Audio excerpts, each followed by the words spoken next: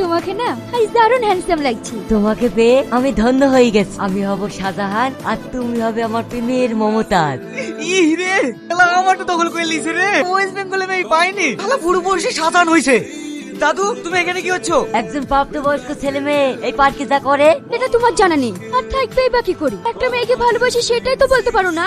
এই তুমি কার সঙ্গে কথা বলছো? ও প্রেমের কি বোঝে? ফালতু টাইম লস করে লাভ নেই, চল ফট।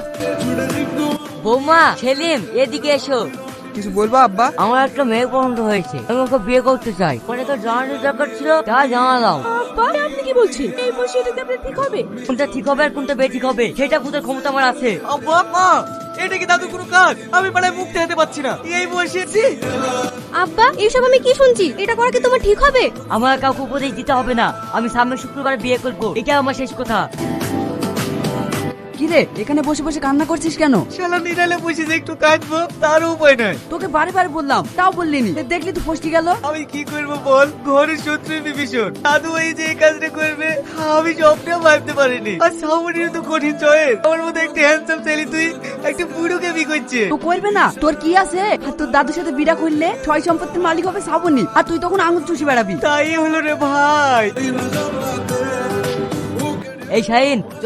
আমি যাবো না, তুমি যাও। বাবু তোমার দাদু যখন যেতে বলছে তুমি যাও। এই ভিড় গাড়ি কার গেল রে? কেনে বিশু মডেলের, তোরা তো পারবি নি।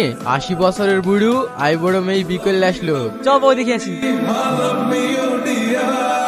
আব্বা তুমি যে বর সেজে গেলে। তোরাও পাগল, আমার আর বিয়ের বয়স আছে বল? তুমি তো বলেছিলে। আমি বলেছি, কিন্তু এটা আমার নাটক ছিল। নাটক? হ্যাঁ, শাহিন শ্রাবণীকে অনেক দিন থেকে ভীষণ ভালোবাসে, কিন্তু শ্রাবণীরা খুব গরিব মানুষ, তুই ওদের বিয়েটা কোনোদিনই মেনে নিতিস না, তাই ওদের বিয়েটা দেওয়ার জন্য এই নাটকটা আমি করেছিলাম।